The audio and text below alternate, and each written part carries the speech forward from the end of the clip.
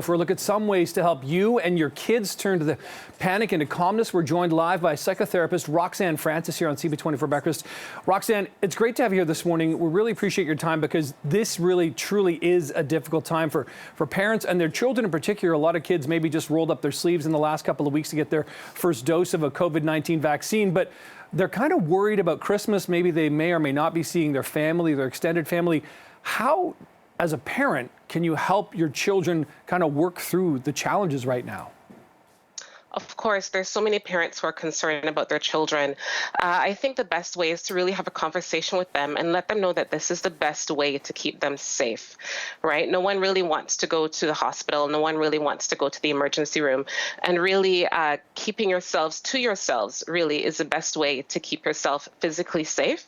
I know that there's a lot of anxiety going around, but I think the best way to help your children calm their anxiety is to help them feel a little bit in control, and that this is the best way to control the spread of this virus. This is the best way to control your health by keeping the numbers of gatherings small, maybe even keeping Christmas to yourselves as a family, or definitely following health guidelines, creating a small bubble if you need to, but definitely talk to the kids about how to keep themselves safe. Are there words you should try to avoid, Roxanne, sort of words that may trigger or even increase fear potentially?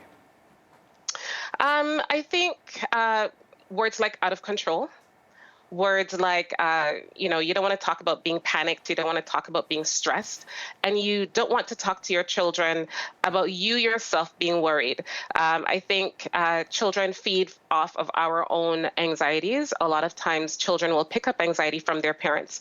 And it's okay to say to the children, we don't know what's actually going to happen, but the best way to keep ourselves safe, or the best ways to manage our health, is to do Christmas in this way, or do our holidays in this particular way. There might not be necessarily specific trigger words for the children, but definitely you want to keep the panic level at a minimum in the home. Yeah, clearly the words and actions of parents can sort of trickle down to the impact on kids.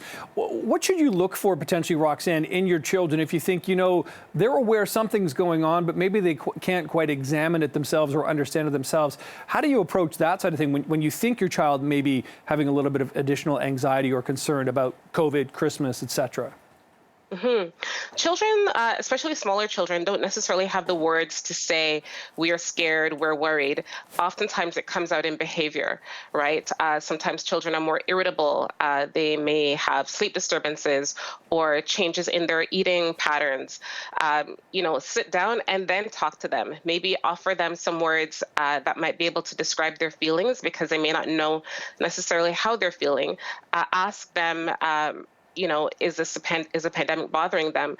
With small children, sometimes you want to give them a scale. How much is this bothering you from 0 to 10? And they'll be able to tell you. They'll say 5 or even 10, right? And that way you have an idea of exactly what's going on. And it'll open the doors for a larger conversation. And that's really, really important right now. It's important to talk to your children and give them a space to process what's going on for them, because if they feel like they can't talk about it, it'll come out even further in their behaviors. Interesting. Now, Roxanne, you're a psychotherapist, and for the last, almost 22, 23 months, we've all been sort of in the middle of this pandemic here. I wonder what you've seen, the ebb and flow in your practice in terms of the attitudes and anxieties of your patients. Most definitely. Throughout the height of the pandemic, we've seen the adults and the children have an uptick in their sleep disturbances, in panic attacks, in not wanting to eat or eating too much. Certainly with the adults, we've seen an increase in drinking behavior, unhealthy coping mechanisms. As the pandemic kind of waned a bit, especially around the pieces around the vaccine. There's been a lot of anxieties with people around whether or not they should take the vaccine. Lots of worries around that. Anxiety started to decrease a bit throughout the summer, and as there was less hospitalization, people started to have a bit of hope.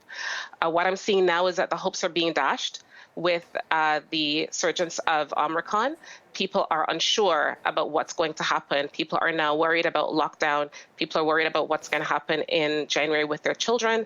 And the anxieties are definitely on the rise. I mean, that's the thing, isn't it, Roseanne? Like, we didn't think we'd be here right now. You know, so many of us, I mean, sort of, 89, 90% of people are either single or doubly vaxxed. A lot of kids have rolled up their sleeves as well. We thought we'd done what we needed to do to protect Christmas, to get back to the festivities and family celebrations. But here we are. Any sort of final words of, wisdom or advice for people as we head into this next, week or 10 days or so, when people would typically be, getting together, sharing and celebrating with families? What's your best advice at this point? The best advice I would say is to focus on what you can control. A lot of the anxiety, a lot of the worry, a lot of the sadness comes from things that we cannot control. I would also focus on things that you're grateful for, people who you love. Try to keep it as positive as you can, recognizing that there are worries, recognizing that there are stressors, but really focus on the smaller picture rather than the larger picture, because the larger picture we don't have a lot of control over. Hey, Roxanne, thanks so much for this conversation. Really important. And thanks for, I think, helping a lot of our viewers, parents and children as well, sort of figuring out what's going on. Really appreciate your time this morning. Thanks so much. Definitely. Thank you for having me. Okay. All right, George, and we're going to talk more about this now. Yeah, Nick, thanks very much. Metacognition, thinking about thinking, it can be very exhausting, right? Very exhausting. And mental hygiene is a big topic, and we've been discussing it since the beginning of the pandemic.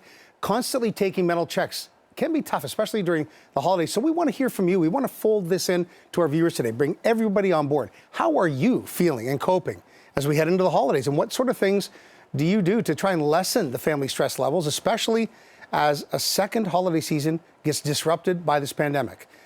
We'd love to hear from you. If you've got stories and pictures, please go to now@cp24.com and share them with us, and we will share them throughout the show. Let's go around the room right now with our hosts and see how everyone has been doing it. We've certainly had enough practice now. I'll start. Basically, for me, it's pretty simple. The one sort of standard thing I always do, if I'm stressed out at home, I walk the dog. Or I watch TSN in my jammies. Those two. As long as there's some sports to watch. Yeah, that's it for me. It works every time. Nick. What we're doing is we're sort of, the message to our kids right now is we're doing whatever we can to sort of protect Christmas. We want to have a small family gathering. We had plans for bigger one. We're going to, tighten that down a little bit. But our idea is just like, we want to protect Christmas. Let's do what we can to make sure that we can enjoy a safe and healthy celebration. And the other thing we're doing is, quite frankly, we're kind of letting the kids do what they kind of want to do. If they want to put a movie on and then watch it again, 2 hours later, fine, do that. Whatever it takes to, make sure they're feeling good, feeling calm, feeling like they're in a bit of control as well. They can control that. Let's leave it in their control, because, there's just so many other things going on. You don't want to burden them with it. That's nice. That's true. PJ, what about you? Go, Jennifer. You go first, because you're a mama. Oh, okay. Yeah, sure. Well, when it comes to, being a parent and also managing the feelings of your kids, it's definitely a challenge, right? Because so much of what you feel really carries on to how they feel. So we've just been playing with them, ping pong, sports, hockey, letting them watch like old movies that we used to like. But I think for adults, turning to reading books again, like good old-fashioned books, not just a Kindle or your iPhone. Whoops, my phone just like flipped over in my hand. That's always healthy.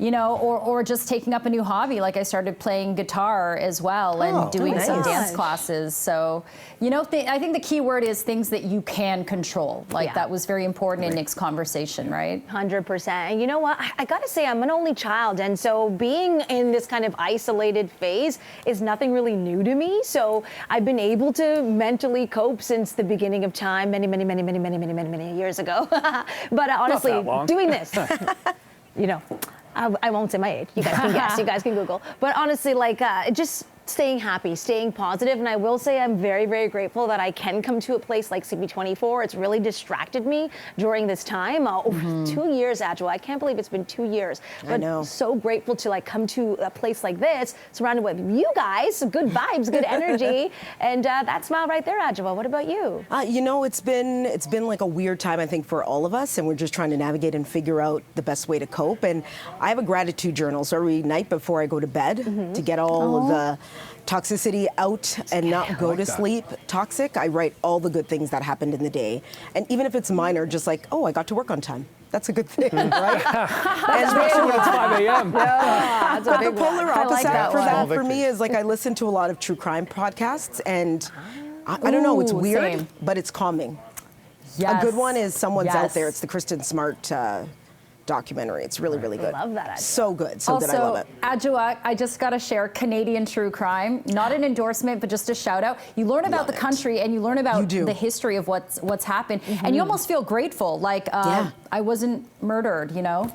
Yeah. It's always a win. Especially Anyway. during, I swear to you, especially during the 90s and the 2000s. Yeah. You know, the bottom line, whatever you can do, there's an old expression, the mind is a dangerous neighborhood. Never travel there alone. No. I like that, Joe. Talk to someone, you know, reach out. You got to reach out because you can't get through this on your own. So again, go to now at cp24.com at home and share your stories with text and picture to us. How are you coping through COVID? We'll take a short break and be back with headlines here on CP24 Breakfast.